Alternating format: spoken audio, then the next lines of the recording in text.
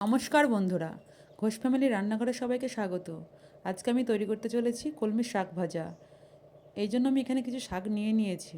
শাকগুলোকে ভালো করে কেটে ধুয়ে নিয়েছি। আর নিয়েছি কাঁচা লঙ্কা চেরা, পেঁয়াজ কুচি ও রসুন কুচি।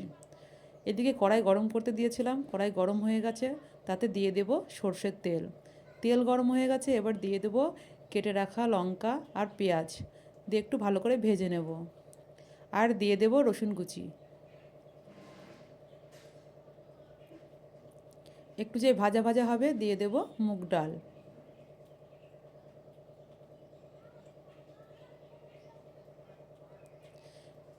এবার দিয়ে দেব কেটে রাখা শাক।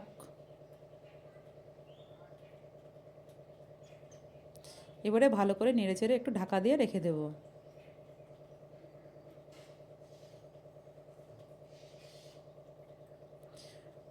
ঢাকনা খুলে একটু নেড়েচেড়ে দেব।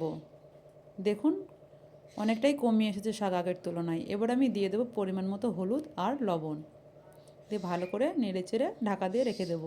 এইভাবে আমি ঢাকা দিয়ে দিয়ে শাকটাকে ভালো করে সিদ্ধ করে নেব।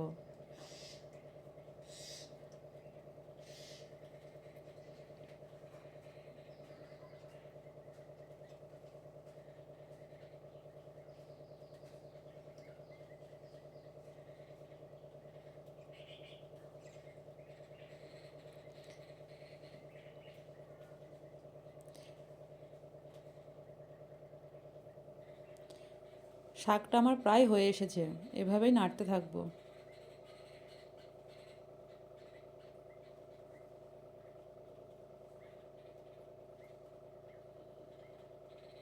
আমার রান্না কমপ্লিট, এবার আমি নামিয়ে নেব।